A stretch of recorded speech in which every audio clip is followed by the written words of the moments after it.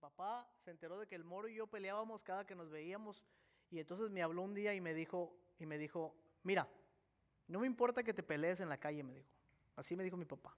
Pero el día que tú me llegues a esta casa con un ojo morado o ensangrentado o golpeado, te va a ir peor, me dijo. Qué buen consejo de mi papá, ¿verdad? ¿Algunos de ustedes les dijeron eso a sus papás? Sí, a mí mi papá me dijo, no, te puedes pelear todo lo que quieras, pero el día que me llegas a esta casa golpeado, yo te voy a dar una buena, me dijo. Ay, qué buen consejo daba mi papá. Y saben que lo curioso es que esto, sobre todo cuando uno es pequeño, estas cosas crean algo en nuestras mentes, ¿no es cierto? Bueno, en mí esto creó una manera de enfrentar las dificultades de la vida, siempre pensando, oye, si algo me sale mal y si me pasa algo, a lo mejor me va a ir peor en otro lado. Entonces creó en mí esta forma como de enfrentar las batallas, de pelear las batallas, de enfrentar las cosas de la vida. ¿Usted tiene una manera de enfrentar las batallas en su vida? ¿Sí? Todos tenemos una. Correr. Bueno, en las físicas sí, y sí se puede correr, pero ¿qué tal de aquellas de las que no se puede escapar uno? Como problemas en la familia, o problemas económicos, o problemas sentimentales, o problemas emocionales, o problemas con los hijos, o dificultades en la iglesia, o cualquier otra cosa de esas donde no puede uno nada más físicamente escaparse. ¿Cuál es tu método? ¿Cuál es tu estrategia para enfrentar tus luchas en la vida? Todos tenemos una. Algunos se desesperan, pierden completamente la fe y se desesperan completamente y botan todo, abandonan todo, dicen I'm done, ya acabé yo, esto ya no puedo continuar así. Otros se enojan, se molestan, ¿no? Están enfrentando una dificultad y se enojan con otros, se enojan con Dios, se enojan con el marido, se enojan con la esposa, se enojan con uno mismo, ¿verdad? Anda uno enojado todo el tiempo. Otra gente le da por romper sus relaciones, por abandonar a los que están ahí cerca de él y se esconden de los demás. En lugar de lidiar con la situación junto con otros, se van y se esconden y prefieren estar solos sufriendo que estar con un grupo de personas que tal vez los aman y quieren ayudarles. Otros se consuelan con la comida. A ver, manos. Sí hay. No, de veras hay gente que cuando tiene problemas se consuela con la comida. Y en sus dificultades, en lugar de recurrir a otras cosas, va y recurre a su amigo el refrigerador, que siempre tiene las puertas abiertas para recibirle. Y a las 3 de la mañana, en vez de estar teniendo una conversación con Dios, está teniendo una conversación con su refrigerador, ¿no? Otros recurren al alcohol, otros a las drogas, otros a pelearse sin importar con quién ni por quién. La cosa es que todos tenemos una manera de enfrentar nuestras batallas. Todos tenemos una manera de enfrentar nuestras luchas. Usted puede pensar ya en este momento cuál es la manera como por default, usted enfrenta sus dificultades. ¿Cuál es? Piense en esto por un momento. Ahora, si traspasamos esto a nuestro caminar con Dios, a nuestra vida espiritual, donde creemos que la vida cristiana es una constante lucha. Hemos dicho esto muchas veces, ¿no? Y la Biblia parece indicar constantemente que la vida cristiana es una vida de lucha, es una vida de prueba, es una vida de dificultades. Entonces, si vamos a tener dificultades en la vida cristiana, en nuestro caminar con Dios, en nuestra relación con las cosas de Dios, ¿será que estamos traspasando nuestros métodos que nos enseñaron o que vivimos en nuestra vida natural a nuestra relación y nuestras dificultades en la vida cristiana? ¿Cómo luchamos las luchas espirituales? ¿Hay alguna manera bíblica de pelear la buena batalla? ¿Cómo vencemos en la vida cristiana? Es una buena pregunta para hacernos, porque si estamos constantemente en una lucha, también hay que pensar, ¿cómo vencemos en esta lucha? O cómo se ve la victoria en la vida cristiana, porque pudiera ser también que tenemos una idea distorsionada de lo que es la victoria en Cristo, ¿no es cierto? Alguien pudiera pensar, estar en victoria sí significa que nunca más vamos a volver a enfrentar ciertas dificultades. No creo que la Biblia indique que la ausencia de dificultades quiere decir que somos victoriosos. Alguien pudiera decir, bueno, es tu actitud, tienes que estar siempre gozoso y animado y siempre tienes que estar tirando amenes y aleluya por todos lados. Eso significa que eres victorioso. La Biblia parece tampoco indicar que una vida así eufórica es una vida de victoria. Entonces, ¿qué es? Bien, vamos a ir al último capítulo de Primera de Pedro para terminar hoy ya finalmente con la carta de Pedro. Vamos a ver unos cuantos versículos nada más. Todo el pasaje es importante, pero vamos a enfocarnos en los versículos 6 al 11. ¿Lo tienen ahí con ustedes? Vamos a leerlo juntos. Versículos 6 al 11, capítulo 5, primera carta de Pedro, dice: humillaos pues bajo la poderosa mano de Dios, para que Él os exalte cuando fuere tiempo, echando toda vuestra ansiedad sobre Él, porque Él tiene cuidado de vosotros. Sed sobrios y velad, porque vuestro adversario el diablo anda como león rugiente buscando a quien devorar, al cual ustedes resisten firmes en la fe, sabiendo que los mismos padecimientos que se van cumpliendo en vuestros hermanos en todo el mundo, mas el Dios de toda gracia, que nos llamó a su gloria eterna en Jesucristo, después que hayáis padecido un poco de tiempo, Él mismo os perfeccione, os afirme, os fortalezca y establezca. A Él sea la gloria y el imperio por los siglos de los siglos. Habiendo leído estos pasajes tan cortos, inmediatamente notamos un par de cosas interesantes. La primera, reafirmamos que los cristianos estamos en una lucha constante, ¿sí? Una lucha constante, interior, dice, sométanse, humíllense ante la poderosa mano de Dios. Esa es una cosa difícil para hacer. Segundo, dice, hay aflicciones que se van cumpliendo en la iglesia y que se tienen que cumplir en la vida de los cristianos mientras estamos aquí en la tierra. Ok, tenemos que lidiar con aflicciones. Tercero, dice, su adversario, el diablo, anda como un león rugiente buscando a quien devorar y ustedes tienen que resistirle. Entonces, la vida cristiana es una vida de constante lucha. ¿Cierto o no es cierto? Sí, es una vida de constante lucha. Lo notamos inmediatamente en el texto. ¿Solamente en este texto? No. Toda la carta de Pedro dice que la vida cristiana es una vida de lucha. Los evangelios nos hablan de la vida de lucha del cristiano. La Biblia en general nos dice que estamos constantemente en esta tensión entre las cosas que queremos y las cosas que son de Dios, entre nuestra vida y las cosas de este mundo y lo que Dios quiere para nosotros. Es una lucha constante. Notamos esto inmediatamente. Y lo segundo que notamos, si ustedes ponen atención al texto, es que la manera como enfrentamos la vida es también distinta. ¿Sí? La primera cosa que dice es: humillaos ante la poderosa mano de Dios. El primer consejo que el apóstol Pedro le da a aquellos que están en medio de la persecución, les dice: humíllense ante Dios. No parece una buena estrategia para pelear batallas, ¿verdad que no?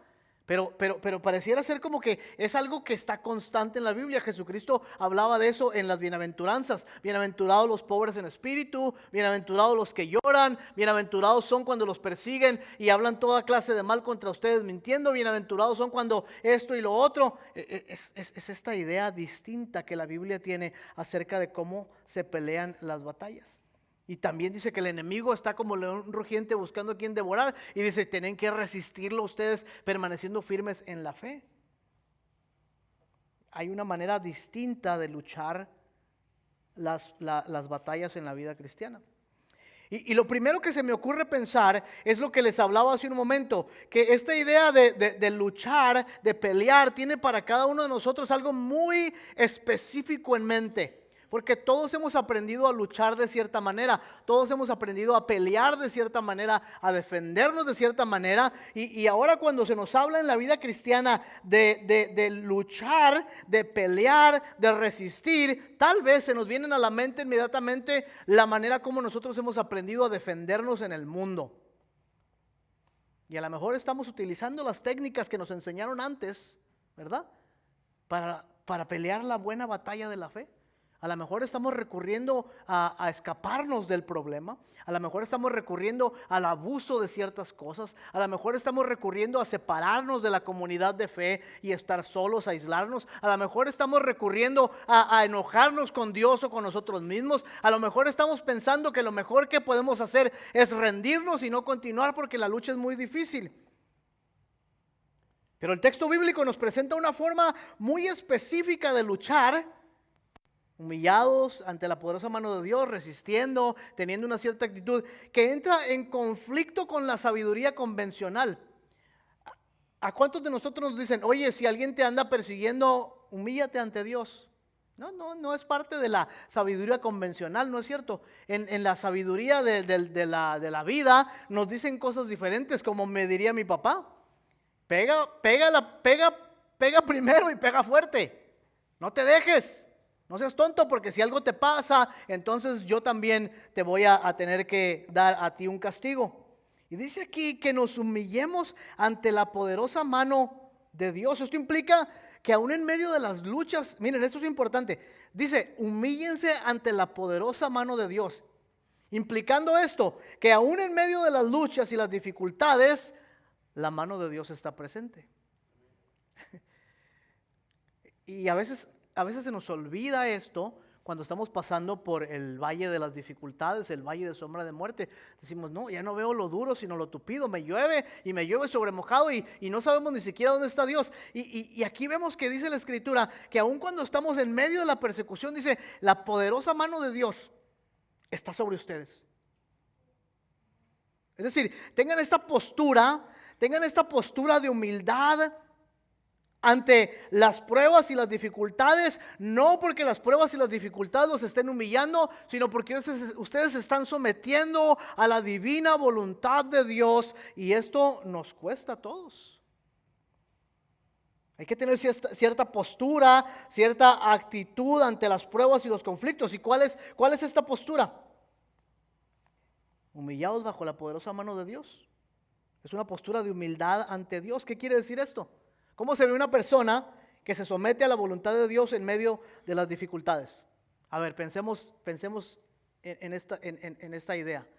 ¿Cómo se ve una persona? ¿Cómo te verías tú, Mike, en medio de las pruebas y las dificultades, sometiéndote humildemente a la voluntad de Dios? ¿Qué significa eso para ti? ¿Qué significa eso para Chuy? Someterse humildemente a la mano de Dios mientras enfrento las dificultades y las pruebas en mi vida. ¿Cómo significa eso para ti o para ti? ¿Qué quiere decir? Que mientras camino por las dificultades de mi vida, me estoy sometiendo en humildad, estoy teniendo una postura de humildad ante la voluntad de Dios. ¿Cómo se ve eso para mí? Y luego el siguiente versículo dice echando toda vuestra ansiedad sobre Él, porque Él cuida de vosotros. Qué hermoso, ¿no? Cuando la mayoría de nosotros estamos enfrentando pruebas o dificultades, lo primero que ocurre en nuestras vidas es que empieza a crear este estrés, esta ansiedad, a veces hasta depresión. Y muchas veces buscamos maneras distintas de arreglarlas. Por cierto, si alguien sufre de depresión o de problemas emocionales, no es absolutamente para nada algo malo ir a ver a un doctor, ¿ok? No está en contra de la Biblia, no es algo que deba dar vergüenza, no. Si alguien sufre depresión, si alguien sufre de problemas, no es una cosa por la que uno tiene que sentirse avergonzado, uno tiene que buscar ayuda. Y los pastores no somos las mejores personas para dar ese tipo de ayuda porque no somos profesionales de la salud mental, pero hay profesionales de la salud mental que pueden ayudarlo a uno y mientras tanto el consejo bíblico puede hacer que el Señor obre en su misericordia. Estamos 1000 años atrás en nuestras iglesias con el asunto de la salud mental. Estamos atrasadísimos en la iglesia. Ese era un paréntesis solo para decir eso. Regresando a lo que digo porque ya me perdí en lo que estaba diciendo. Oh, ya sé. Dice, echa toda vuestra ansiedad sobre Él porque Él tiene cuidado de ti. Si usualmente la sabiduría convencional, cuando estamos en problemas, la sabiduría convencional nos dice, échale ganas, estrésate, trabaja más, haz esto más y entonces crea esta ansiedad en nosotros y pensamos que tenemos que llevar en nuestras vidas el peso de las dificultades. Y la Escritura dice, echa tus ansiedades sobre Dios. Ese verbo en particular, ¿verdad? Es cuando Jesús dice, vengan a mí los que están trabajados y cargados y yo les daré descanso. ¿Qué les está diciendo? Precisamente eso, que pongan sus cargas sobre Él, porque Él tiene cuidado de nosotros. Si estoy fatigado, si estoy cansado de mis luchas, si estoy emocionalmente fatigado, si mi vida no tiene mucho sentido, si estoy entrando en situaciones que no puedo controlar, el consejo bíblico es, echa esta ansiedad sobre el Señor porque Él tiene cuidado de ti. Entonces, su mano está sobre nosotros, su cuidado está sobre nosotros. Mientras tanto, en las herramientas que Dios nos ha dado, buscamos otro tipo de ayuda también, sobre todo cuando se trata de ayuda que va más allá de nuestras habilidades para resolver. Pero esta postura es contraria y opuesta a la cultura en que nosotros vivimos. ¿Es cierto o no es cierto? Vivimos en un mundo donde se gana golpeando primero y golpeando más fuerte. Échenle una mirada a nuestra política de nuestro país aquí. ¿Cuáles son los líderes que más hemos elevado en los últimos años? ¿Cuáles han sido los líderes que la iglesia cristiana evangélica ha elevado en los últimos años? Nos debería dar vergüenza que elevamos a los bullies. Aunque lucharan por nuestra causa, el hecho de que nosotros digamos, no importa lo que diga y cómo lo diga, lo que importa es que es un guerrero que sabe golpear y sabe golpear fuerte. Nuestra cultura eleva a aquellas personas, eleva a los bravucones, aplaude a los bullies y ridiculiza a los humildes.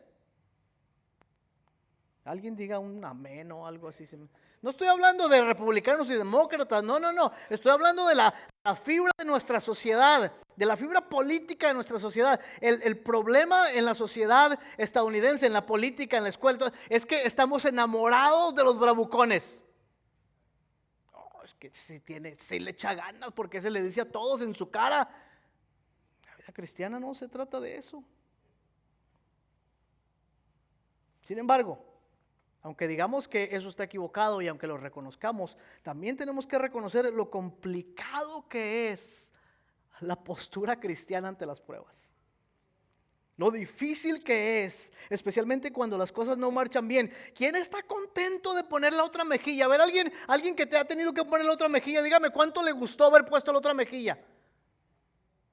Alguien puede levantar la mano y dijo, me dieron un cachetadón, pero yo dije, aquí está mi otra mejilla, denme el otro porque me gustó. Cuando el Señor Jesucristo le dice a los judíos, les dice, cuando los obliguen a cargar una milla, vayan la siguiente milla, carguen las 2 millas. ¿A poco ustedes creen que la gente decía, uy, qué rico, mira, voy a tener que cargar en los bultos al soldado romano, pero no solamente lo voy a cargar una milla, lo voy a cargar 2, ¡yay! No, ¿verdad? No es algo que crea en nosotros esta idea de que la vida cristiana, la manera de luchar, las peleas en la vida cristiana es tan emocionante, es tan buena. Jesucristo dijo, si te piden tu capa, dales también ¿cómo es la cosa? Tus sandalias, dales lo que posees. O sea, si te van a robar, dile al ladrón, pues mira, querías mi tarjeta de crédito, aquí está mi número del seguro social y mis tarjetas de crédito. No son conceptos fáciles de manejar en nuestra vida, ¿no es cierto? Aún, fíjense, aún si creemos que ese es el camino correcto, y aún si queremos seguir este camino correcto, no podemos descartar lo complicado que es tratar de pelear las batallas conforme a la voluntad de Dios. Es complicado.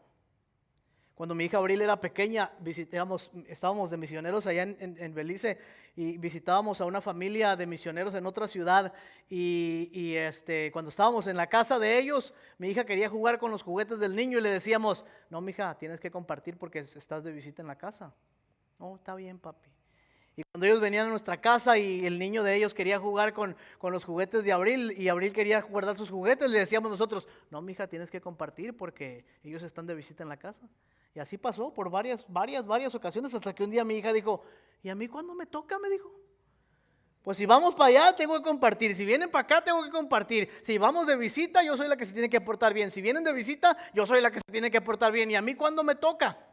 Y a veces cuando hablamos de enfrentar las luchas en la vida cristiana, es como que, oye, a mí cuando me toca, pues si siempre me están dando, y siempre estoy batallando y todavía me piden que me porte de cierta manera y que tenga cierta postura de humildad y que resista y que ore y que esto y lo otro, pues ¿cuándo me va a tocar a mí? Pensemos en estos cristianos a quien Pedro les está escribiendo. Y como les dije en domingos pasados, les decía yo, cuando nosotros hablamos de persecución y pruebas, sin minimizar las luchas que usted y yo tenemos, porque algunos de ustedes andan llevando cargas muy pesadas en su vida, sin minimizar esas cargas pesadas que llevan ustedes. Pero ninguno de nosotros está siendo perseguido en este momento por el ejército más poderoso del mundo, ¿verdad que no? No, pero estos cristianos sí. O sea, llevaban sus luchas con sus familias, que muchos de ellos los habían abandonado, muchos de ellos eran ahora la escoria de la sociedad. Aparte de eso, el imperio romano, con el ejército más poderoso del mundo, los iba persiguiendo para matarlos. Es una situación difícil. A estos cristianos, Pedro les dice que ellos deben someterse ante la poderosa mano de Dios, que ellos deben resistir las pruebas en fe. ¿Y qué tan complicado es vivir bajo la autoridad de un maestro que entregó su vida sin defenderse y murió por nosotros? Es complicado, ¿no es cierto? Pero quiero que vean una cosa muy importante en el versículo 10. Es una frasecita muy pequeña, pero hace toda la diferencia en nuestras vidas. Porque a simple vista, cuando estamos diciendo todo esto, pareciera como que estamos diciendo que nos queda a nosotros resistir, que nos queda a nosotros luchar, que nos queda a nosotros ganar, que nos queda a nosotros humillarnos, que nos queda a nosotros esto. Pero en el versículo 10 hay una frasecita ahí que va a cambiar todo lo que hemos venido diciendo y le va a dar una perspectiva diferente a lo que significa luchar y ganar las batallas en la vida cristiana. ¿Están listos? Las primeras 5 palabras: mas el Dios de toda gracia. Pedro lleva 4 capítulos y medio hablando de las persecuciones, de las luchas, de las pruebas, del enemigo persiguiéndote, de las cosas que no salen bien, del imperio romano que te quiere matar, de tus propias dificultades. Y luego llega a este punto final y dice: el Dios de toda gracia. Y con esa pequeña frasecita, ese Dios de toda gracia. Clemente de Alejandría decía: Él es llamado el Dios de toda gracia porque Él es bueno y es el dador de todas las cosas buenas. Con esa pequeña frasecita, lo que estamos diciendo es que hay algo de Dios. Cuando decimos algo de Dios, estamos diciendo el todo de Dios que está en nosotros. ¿Qué es eso de la naturaleza de Dios que está en nuestras vidas? ¿Qué es? ¿Mucho poder? ¿Mucha fuerza? ¿Muchas ganas? No. ¿Qué dice el texto? El Dios de toda gracia. Hay algo de la naturaleza de Dios que hace algo en la naturaleza humana.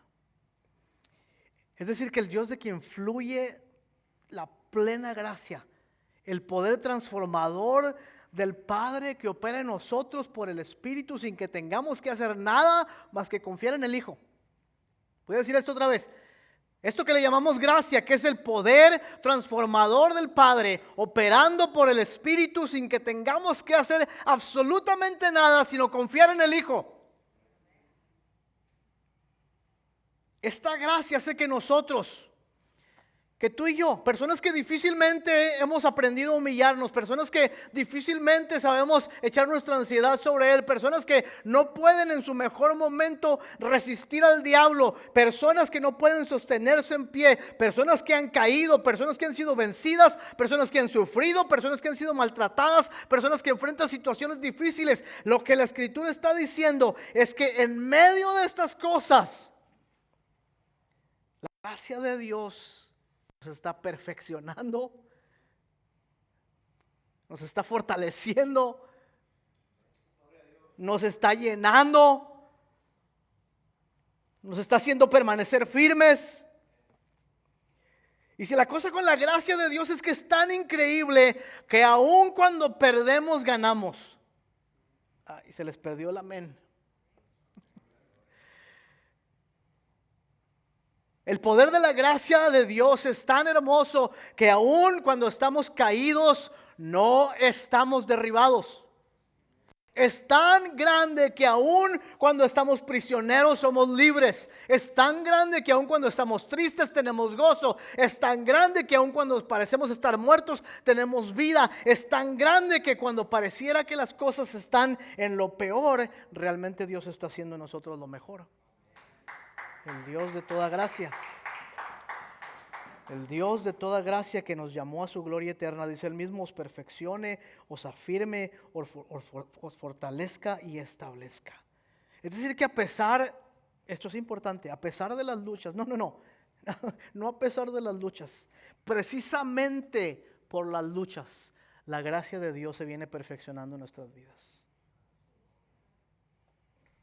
Precisamente por las luchas, la gracia del Señor se viene fortaleciendo, se viene perfeccionando en nuestras vidas.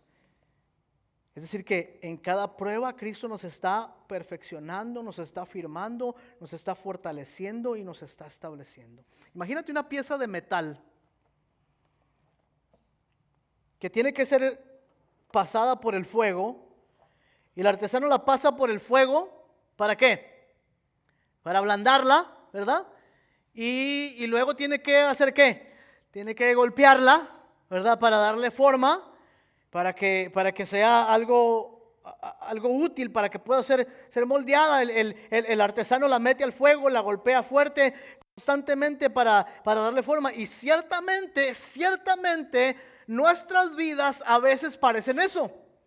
Parecen que estamos siendo metidos al fuego y siendo golpeados y decimos, seguramente algo está pasando. Lo que muchas veces se nos olvida es que la mano firme del artesano está sosteniendo el pedazo de hierro para hacer algo de él. ¿Sí?